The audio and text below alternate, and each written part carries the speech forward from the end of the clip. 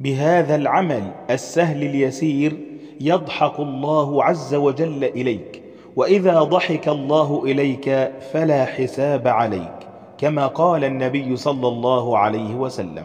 وقبل أن نتعرف على هذا العمل أطلب من حضراتكم أن تزينوا التعليقات بالصلاة والسلام على الحبيب صلى الله عليه وسلم.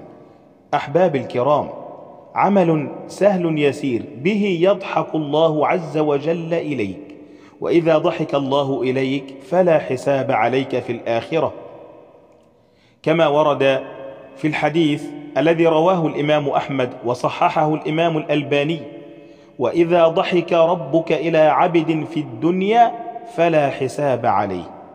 وهذا العمل الذي معنا ورد في الحديث الصحيح عن ابن مسعود رضي الله عنه: إن الله عز وجل لا يضحك إلى رجل قام في ليلة باردة من فراشه ولحافه، أي قام في جوف الليل حرصا منه على إخفاء العمل لا يعلم به أحد إلا الله، فتوضأ فأسبغ الوضوء ثم أقام الصلاة، أي صلى ما شاء الله له أن يصلي من قيام الليل، فيقول الله عز وجل للملائكة: ما حمل عبدي على هذا الصنع، أي ما الذي جعله يترك فراشه ولحافه وأحب الناس إليه؟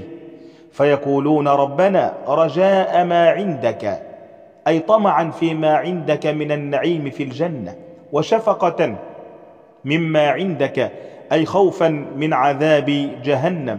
فيقول الله عز وجل: فإني قد أعطيته ما رجا وأمنته مما يخاف ورزقه. فاحرصوا على هذا العمل وذكروا به غيركم، فالدال على الخير كفاعله.